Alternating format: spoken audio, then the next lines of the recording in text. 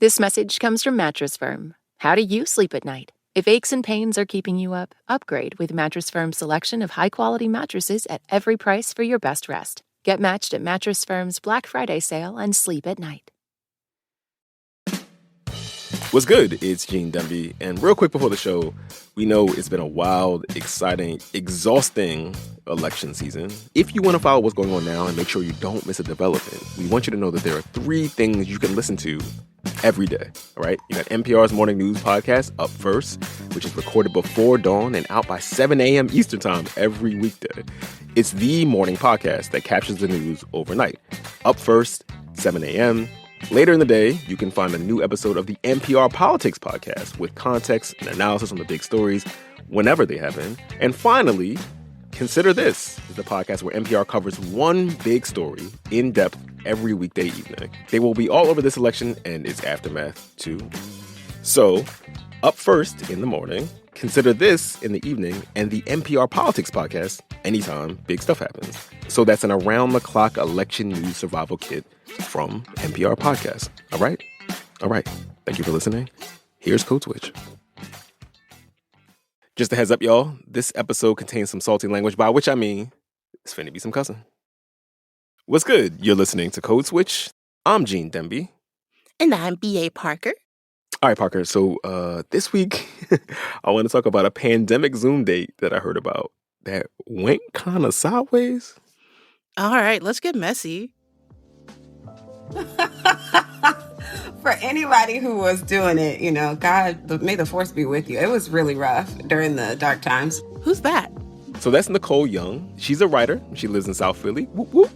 I was visiting a friend in D.C. and I've been on the apps. You know how you do, just kind of do a doom scroll when you're in another place. Anyways, I was doing that. So that's how she met this dude that she dubbed King. King? Yeah, King. I mean, who doesn't love a king? I'm sure he'd love that.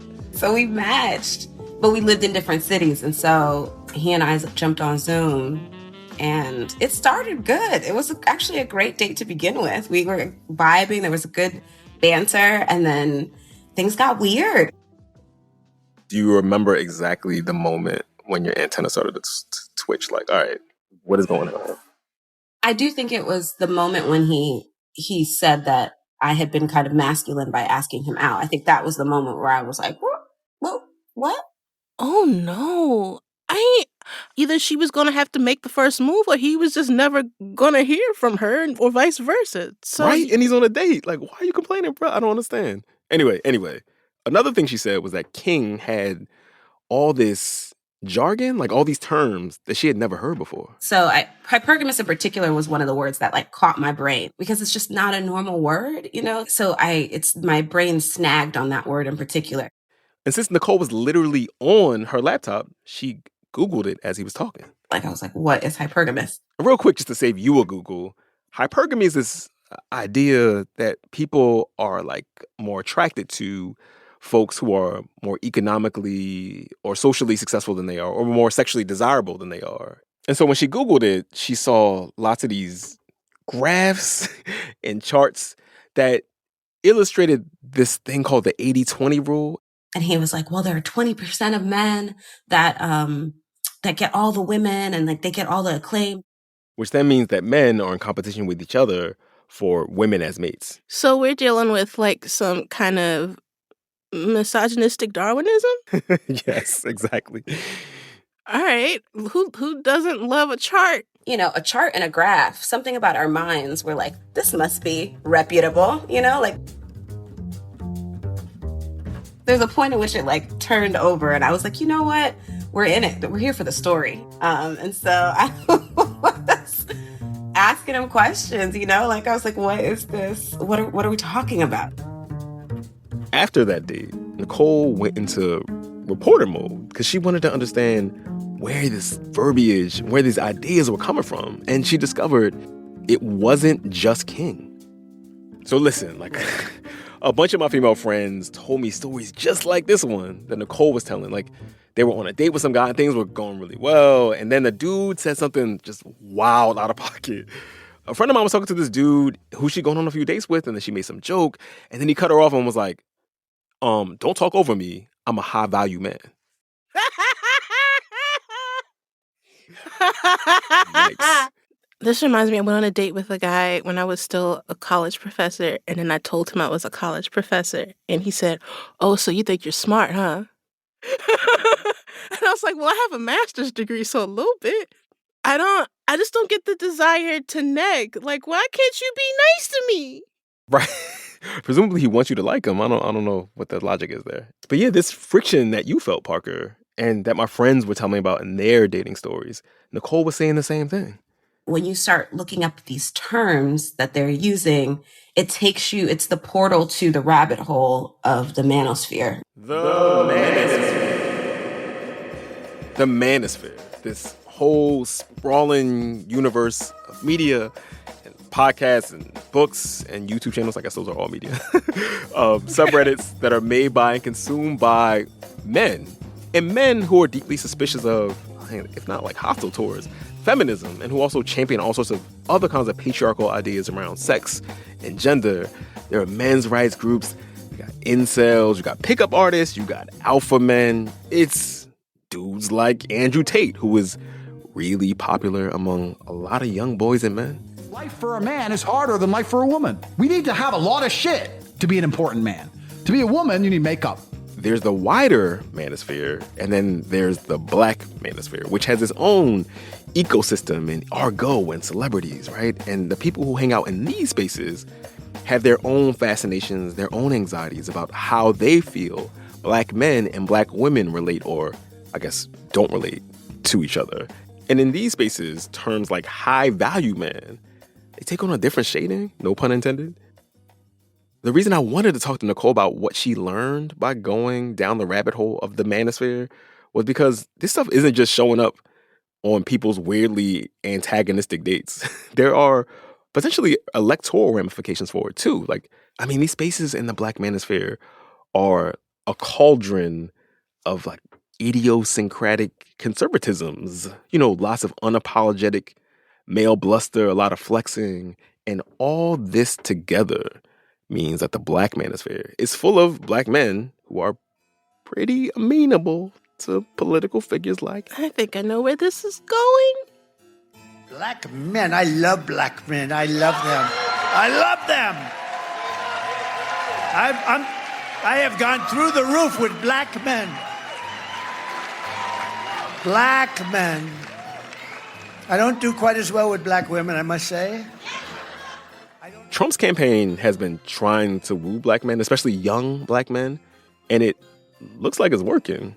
1 in 4 black men under the age of 50 support Donald Trump. That's according to a recent NAACP poll. And while, hearing, 25% of black men are going for Trump may not sound like a big number, consider that over the last 60 years, Republicans' best showing in an election with black folks was a whopping 13%. Black folks have been the most dogged supporters of Democrats for a long time, but black men's support for Democrats in particular has been steadily ebbing over the last few presidential cycles. We know that everybody's voting behavior is influenced by what the people around you are doing. You should check out our episode on Black Republicans for more on that. But it's important here because these men who would usually feel immense social pressure IRL to vote for Democrats, now they have community with each other on the internet. And so in this episode, Parker and listener, we're talking about high value men, the black male crisis, and what all this has to do with who could take the White House. Take it from here, Gene. Support for this podcast and the following message come from Lincoln Financial. The questions around retirements have gotten tiring. Instead of, have you saved up enough? Shouldn't they be asking, what is it that you love to do? And how can we help you keep doing it? The truth is, you're not slowing down. So Lincoln Financial believes your retirement plan should be more of an action plan, a hiking plan, a music plan, a sailing plan. The point is, whatever you're passionate about, Lincoln Financial can help make sure you never stop. At Lincoln Financial, they have the products to help protect and grow your financial future so you can keep doing more of what you love. Make your pastimes last a lifetime at lincolnfinancial.com/action plan. Lincoln Financial, marketing name for Lincoln National Corporation, its insurance companies and broker-dealer affiliate, Lincoln Financial Distributors, Inc. Copyright 2024 Lincoln National Corporation. Support for this podcast and the following message come from the Southern Environmental Law Center and its podcast, Broken Ground. Picture the rural South, and country stores and fields of farmland may come to mind. But what about landfills, strip mines? All over the South, polluting industries are courting small towns, betting what they do there will be out of sight and out of mind. This season on Broken Ground, dig into what happens when small-town neighbors decide to fight for a better future. Now available wherever you listen to podcasts. That disaster of a date we just heard about with King, that was Nicole Young's introduction to the Black Manosphere, and it became the basis for a feature article she wrote for Elle magazine. I will say that the 2 months that I researched this piece was like one of the most emotionally exhausting research experiences I've ever had. Because I've never had to consume. Yeah, I've just never had to consume so much content of people who hate me. Nicole's piece is kind of a survey of the Black Manosphere, and Nicole laid out the history for me. So she said that for a long time, there was one big, roiling online manosphere that really kind of came into being in the early aughts. You know, message boards, live journals. Y'all remember blogs? That was a time. And they were all kind of concerned with and anxious about the state of masculinity. And we should say that people, mostly dudes, but people have been fretting over the condition of men forever. But in the early 21st century, there was a raft of headlines and trendlines that sparked a new wave of tut-tutting about the state of manhood. So men had become less likely to go to college than women and less likely to graduate from college than women once they got there. When men were surveyed, they reported having fewer friends than they did a generation ago. Many dudes say they had no close friends at all. And the economic prospects were not the same. Gone were the days when a young man fresh out of high school could get a solid, stable job in the factory or the auto plant. Those jobs mostly went away. In those post-GI Bill days of the mid-20th century, where the government subsidized the creation of the white middle class with grants and home loans, those days are obviously all gone. So just imagine you're a 24-year-old dude today. You might very well be working in the gig economy, you know, driving an Uber, doing DoorDash, whatever. You're isolated. You don't have colleagues or mentors in the workplace to show you the ropes.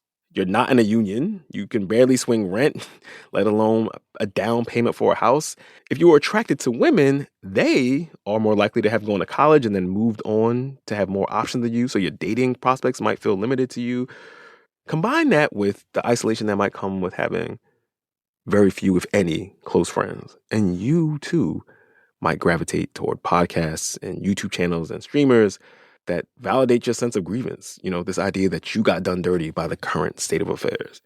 So for about 2 decades, the man-focused interwebs have been a place where you could find all manner of people offering solutions to this stuff. You would find dudes giving each other advice on how to dress and how to pick up women. It doesn't matter what you wear if you haven't got the correct swag. And if you do have the right body language, it doesn't really matter what you wear either. How to be more assertive. If you are big and strong and well-trained and you walk through life with confidence, you're not going to need any game. Like, the girls are going to sense it and you're going to have girls. I don't have to go out of my way to get laid, ever. And all that next to men lamenting over the fact they could not find women to have sex with them. That the rate of sexlessness among young men has tripled in the decade leading up to 2018. What in the hell is going on? Or men lamenting that the women who did have sex with them wanted too much money in child support. You want that kid in Gucci, you in Gucci, you in a nice car going on dates with another dude with my money. In this wider manosphere, it overlaps with white supremacists and far-right ideologies. Lots of men of all different races, we should say, have been getting activated and red-pilled and radicalized by these online manosphere spaces. But in 2016, there was a break. And I think you can guess what happened there. So Trump's rise to power unearths a lot of racial tension in the manosphere space too, right? And then a kind of a Black manosphere space like carves itself out. And I think the unifying thing at first in the manosphere is like, we're all men, you know, we are together. We're this block against the, you know, the invading feminist horde. But then when those white men start using the language of Trump in those spaces, Black men were like, oh, we gotta make our own. We gotta make our own misogyny spot. So. That's so funny because we gotta make our own. The white man's ice is not colder. Yeah, we don't need the white man's misogyny. We got our own. Yeah, we got our own. It's interesting then that while these Black Manosphere spaces came into full flower in response to Trump's rise, now many of the people in these spaces are more fully embracing of Trump, the politician. A few of the people I spoke to mentioned Trump's particular appeal to certain kinds of dudes, right? Like, he's branding himself as a flashy, unapologetic, business-savvy real estate mogul. It's the same reason he's been embraced by so many rappers, right? Like 50 Cent, Snoop Dogg, Waka Flocka, Ye. Trump is aspirational. And these growing, blacker manosphere spaces, they have been like marinating in this kind of rhetoric that Nicole's date King was using on their Zoom call. Those ideas are kind of spread out across the wider internet landscape now. And some of the players in that space gained some notoriety when that happened too. But no Black manosphere personality garnered more attention, both inside and outside of those spaces, than Kevin Samuels. A woman in high demand has a mindset that's cooperative, smart, and agreeable.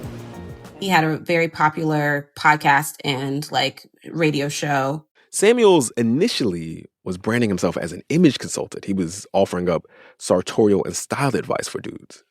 He had a section where he would have female callers call, and they would tell him about their dating life, and he would basically insult and berate them. Listen.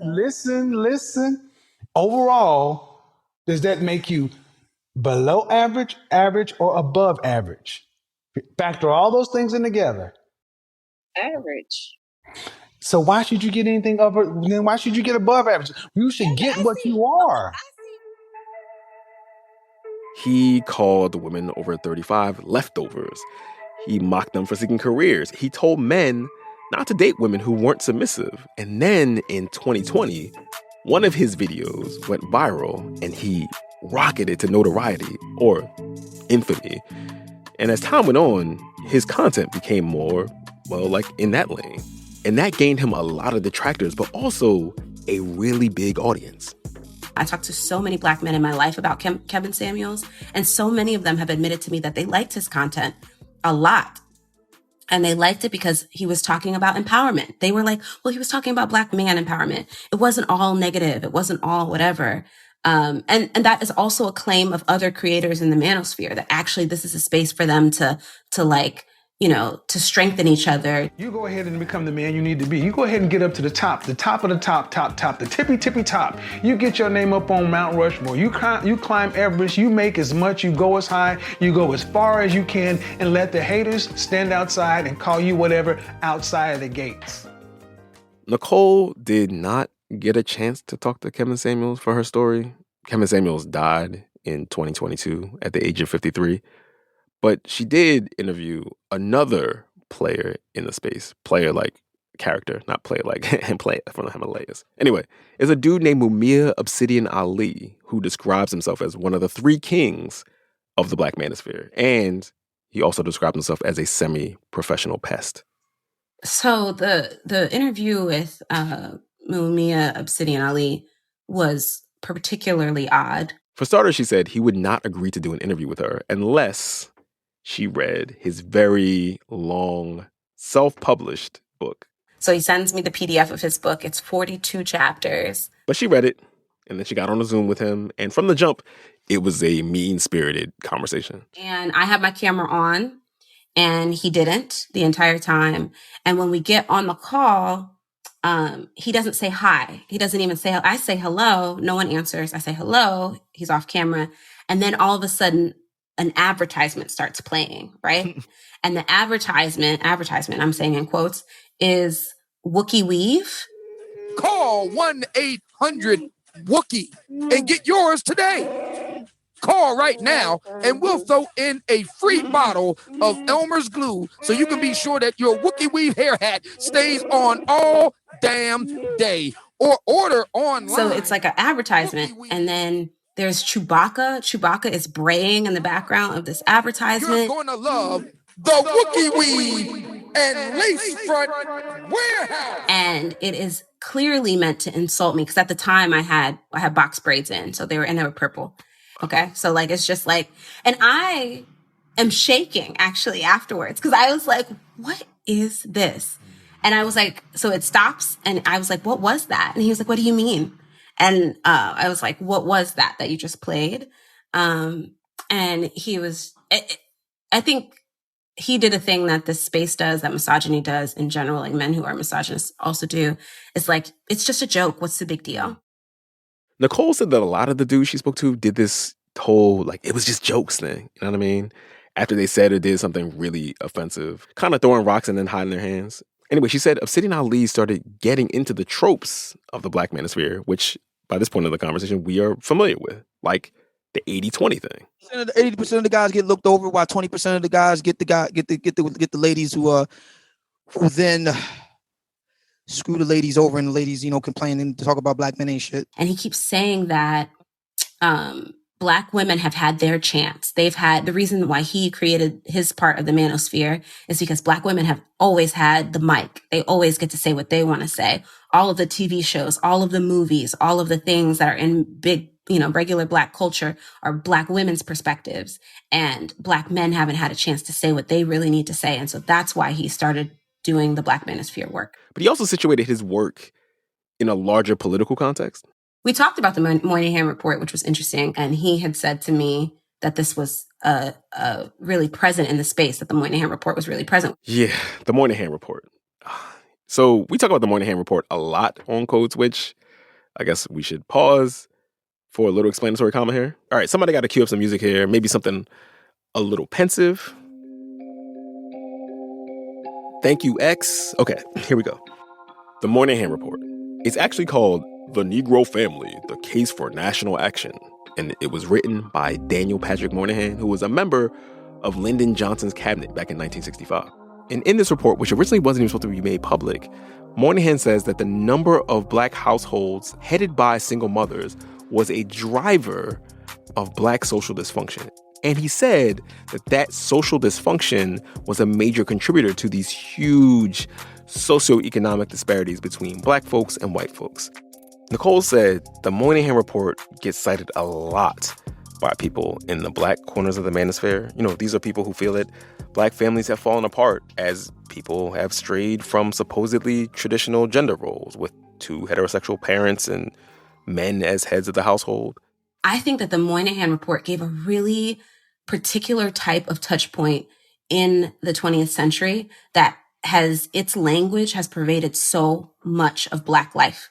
Like, it was seen as this desire to actually correct a wrong within us. And I think whether or not we want to admit it or not, centuries at this point of conditioning that tell us that we are less makes us think that the reason that we hold this place in society is because of something innately wrong with us. And this is the kind of thinking that plays really well with church sermons or the many, many mentorship programs for Black boys that teach them how to be good Black men. I'm doing air quotes, good Black men. Programs like Barack Obama's My Brother's Keeper. I mean, these ideas don't sound that out of place in Obama's speeches to and about Black men. I mean, hell, the idealized, upwardly mobile, heteronormative Black family, that's not a small part of the Obama's appeal to a lot of people. They're the Huxtables for the 21st century. I mentioned to Nicole a caricature that Obama kept name-checking during his first presidential run in 2008. It actually turns out that she was working for Obama around that time. He was talking about Pookie. I don't remember this. He's on on the campaign Pookie. show. Oh, this was a thing? Mm-hmm. Yeah, this is a thing. Yeah. Obama gave the speech at a Black church, and, he did his finger-wagging thing at this hypothetical, trifling-ass cousin Pookie. The kind of brother who, among other things, don't come out to vote. The antithesis in a lot of ways of the good Black man. But I tell you what, I also know that if cousin Pookie would vote, if Uncle Jethro would get off the couch and stop watching SportsCenter and go register some folks and go to the polls, we might have a different kind of politics. He got a lot of mms. And it's, I think, about this feeling of pathology, this feeling that we need to be corrected. We need to be told the right way. So you got the Moynihan Report, and you got Obama's Pookie, you got a bunch of other examples too, but they're pulling from the same well of anxieties over this idea of Black familial dysfunction. You know, this idea that Black uplift is being thwarted by a lack of personal responsibility for our choices. And if this is what so much of the discourse about Black folks sounds like outside of the Manosphere, should it be any surprise that the notions championed in the Manosphere strike so many of the audience, so many of the denizens of that space as common sense? Nicole talked to a lot of dudes in the space for her reporting, and she felt like a lot of them were actually really struggling in some way. They were doubling down on the patriarchy, but the spoils of the patriarchy were not redounding to them. Like, their lives weren't going the way they wanted, and they were angry about it. And she said that a lot of these guys venerated like these very specific ideals about masculinity and Black masculinity, while also kind of beating themselves up about the fact that they were falling short of those same ideals. But Nicole said some of the people who read her piece bristled at her observation that those dudes were hurting. They felt like I was too sympathetic to them, which I don't know.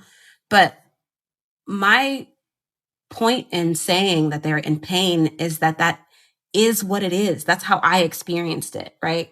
Is that you could only be talking like this if you feel like you don't have any value in a society, if you feel like you don't have anything, any power, and their only ability to acquire power is by subjugating someone else. Ask Nicole if she thought there was a way to really reach these cats. I don't know how you unradicalize these men. I don't know how you deprogram them, but I have to believe it's possible, in part because I believe our survival as Black people is contingent on each other. Like, the only way we get out of this is by realizing that we are valuable and we are important and we lack nothing, and that together we could do all the things. And so I got to believe that these people can be turned in some way. I'm not responsible for the turning. I have no desire, but somebody can do it. Nicole Young is a freelance writer and a ghostwriter.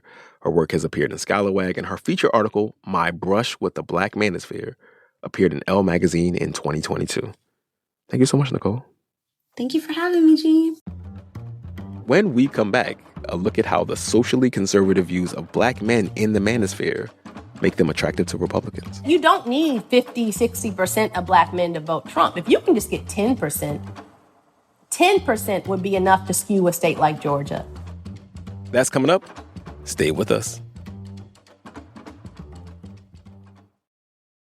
This message comes from Nissan with the all-new Nissan Kicks, the boldly designed crossover made to take on urban life and have fun doing it. From the design and styling to the performance and tech features, Kicks has been totally reimagined. Feel your playlist like never before with a Bose Personal Plus sound system, creating a 360-degree listening experience. Experience the all-new reimagined Nissan Kicks today. Available feature, Bose and Personal are registered trademarks of the Bose Corporation. This message comes from BetterHelp. Can you think of a time when you didn't feel like you could be yourself? Like you were hiding behind a mask? BetterHelp Online Therapy is convenient, flexible, and can help you learn to be your authentic self so you can take off the mask. Because masks should be for Halloween fun, not for your emotions. Visit BetterHelp.com/NPR today to get 10% off your first month. That's BetterHelp.com/NPR. This message comes from Viking, committed to exploring the world in comfort. Journey through the heart of Europe on an elegant Viking longship with thoughtful service, destination-focused dining, and cultural enrichment on board and on shore. And every Viking voyage is all-inclusive with no children and no casinos. Discover more at Viking.com. Gene, just Gene, code switch. In order to really understand how the Manosphere works today, we need to look back at how some really old ideas continue to shape Black politics. Saida Grundy is a sociologist at Boston University who researches how Black men think about and make and police masculinity. I am otherwise just a feminist malcontent, and I focus on feminist sociology of race. Saida says we have to go back to the days after emancipation in the 1800s, after black folks were freed.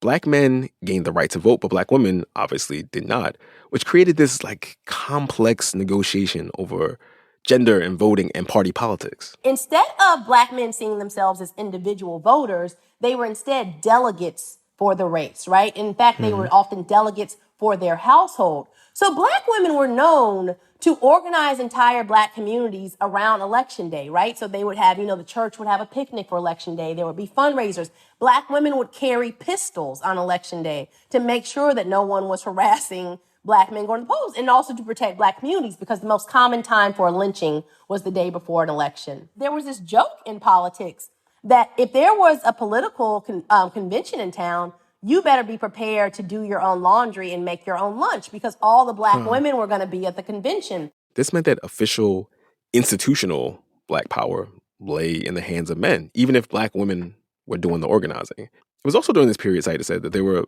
lots of black folks who argued that in order to make the case for full citizenship and protection under the law, black people needed to carry themselves properly, right, by performing masculinity and femininity the right way, both in public and at home.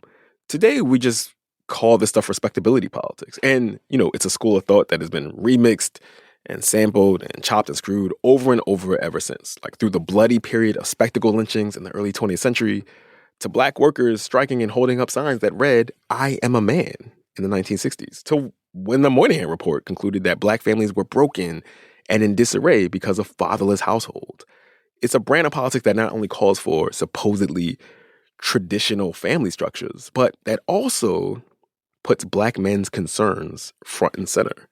But let's jump to the 1980s, when Saida said there was a clarion call about the state of black manhood, and it made it to the front page of Ebony magazine. Y'all need to understand that there were two Bibles. Before Black Twitter, there were two publications that were the Bible in black households. Ebony and Jet. One came out monthly. I learned how to read reading my aunt's stack of Ebony and Jet magazines in the hallway. When a black woman dies in old age, the first thing you got to go through is all her Jets. That's the first thing you got to go through in your auntie's house.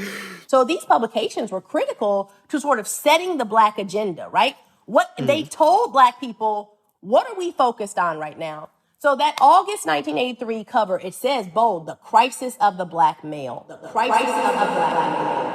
The crisis of the black male. The cover is not of a black male who is downtrodden by Reagan's politics. It's not of a poor black man. It's not of a black man out of work. It's not of a black man on the street. The cover is a yellow taxi, and the door is open to a black man in a pinstripe suit, very cleanly dressed. He's carrying a briefcase, right? And he's sort of... He got that shit on. Yeah, he's dripping, right? Yeah. He is in corporate drip, corporate realness, as we might say in the ballroom culture, right? And this crisis of the black male was being called out in 1983. This is a time when black poverty is on the rise, and a lot of people were very cynically blaming that poverty on so-called welfare queens. It says instead that this crisis is about brothers, in the boardroom. This crisis is about black male elites, privileged black men, right?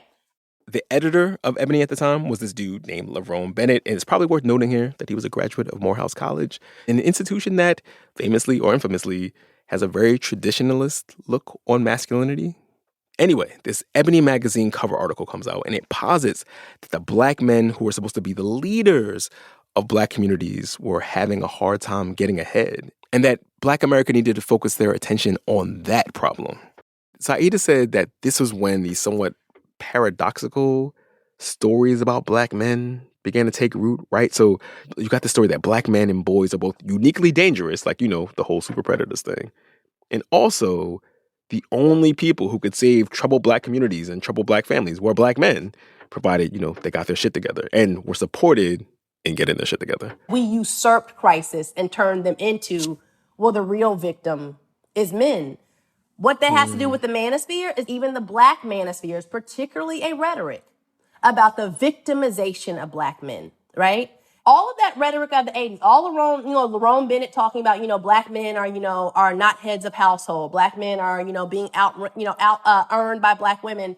black women, black men are being out-educated by black women. All of that rhetoric, which Lerone Bennett didn't invent, he just really amplified it. All of that is in the manosphere and what we need, that is not only the problem for the race, but the response to it should be to take women down a peg, right?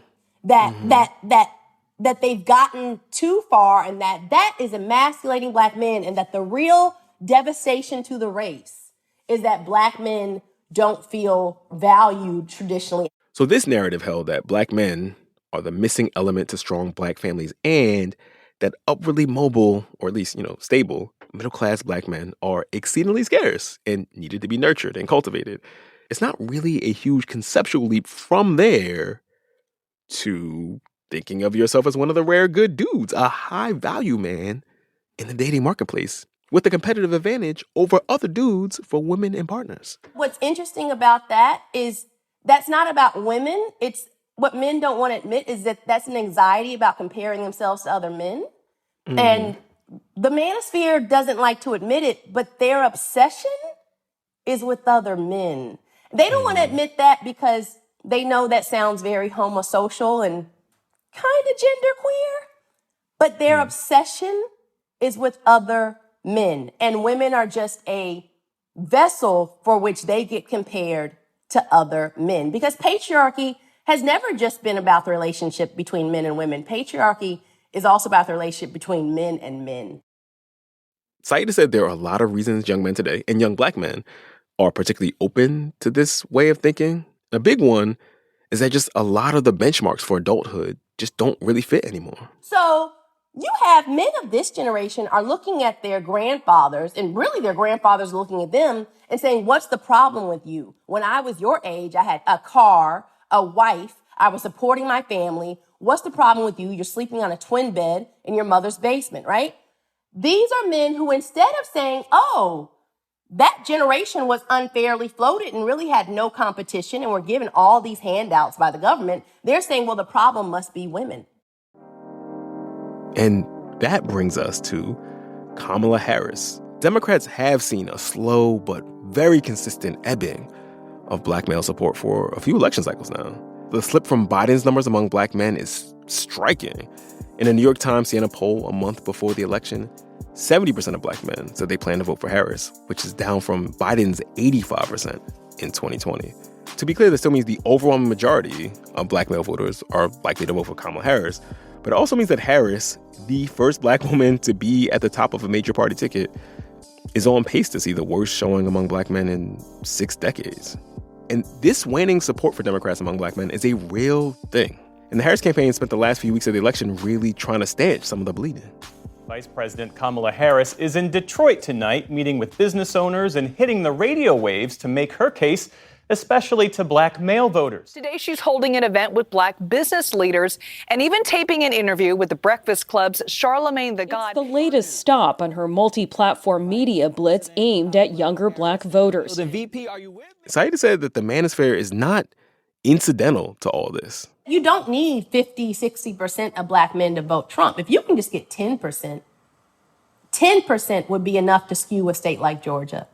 10% would probably be enough to do it in Pennsylvania. Saida said that groups like Cambridge Analytica, which is this now defunct political consulting firm that caused a big scandal after it was caught targeting voters with disinformation on social media, they had specifically singled out black men as being particularly open or vulnerable to their tactics. She said this group's strategy in 2016 didn't even mean flipping those dudes into Trump voters. They just wanted to pepper them with enough misinformation and disinformation to get those dudes to stay home from the voting booths. They called them lie hoes, which was low information, high opinion. Oh, wow. Lie hoes. You might know some of them. Oh, my God. Right? For the lie hoes and for young black men, Cambridge Analytica understood that you can sort of take this like surgical type of blade and cut into the black demographic that you want to stay home. That was their thing, is like getting black people to say, I don't like either of these candidates. which there are ways in which all of that is valid. I think it's valid to not like either candidate. Look, there are 1,000,001 reasons to critique Kamala Harris, but the reasons to critique Kamala Harris don't need to be misogynistic, right? Does she have a record, with criminal justice reform or lack thereof that is worthy of critique? Absolutely. Right? Do we need to frame that as some misogynistic thing, as she's a bedwench with a white husband who is, siding with white supremacy against black men? That's where the manosphere comes in, right?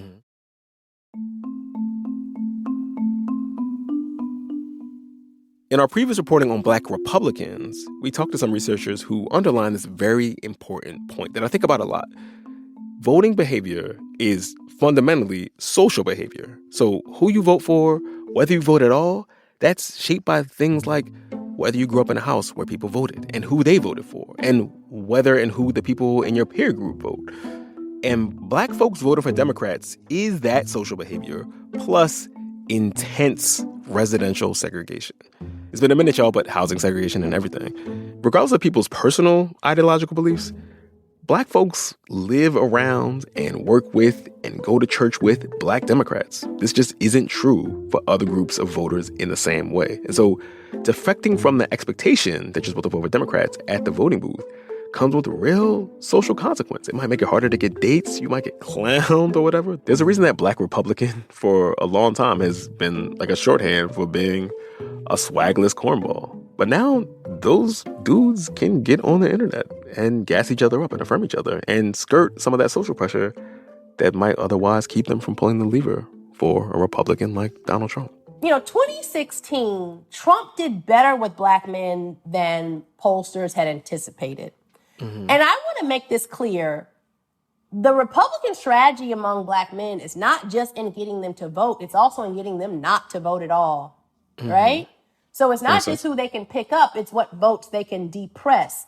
And misinformation is a well-tried and true tactic of voter depression. By depression, we mean before you ever get to the polls, just not participating. Okay, so we've been talking about a cohort of Black men's voting behavior here, right? But we have to say almost all of Trump's viability as a national political figure, it comes from his robust support from white voters. Like, white people are the only racial group that Trump is above water with. And those white voters know that they make up a smaller and smaller slice of the electoral pie every 4 years. Whatever you make of the Manosphere and its tenets, even if Trump only, I'm doing air quotes, ends up wrangling the 20 to 25% of Black men that the polls suggest he might, that would be seismic. And that shift could reshape not only the way the parties talk to Black voters, but also the way that Black voters talk and engage with each other. But this is just about voting. I mean, I don't know what any of this means for y'all on the apps. But Godspeed.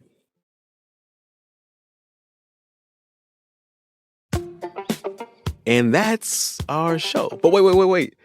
With the election coming up next week, we need your help. So as votes are being counted, we want to hear from you about what you're feeling. So email us a voice memo and tell us who you voted for and what issue was most important to you and how you think the winner of the presidential election will impact you and your people.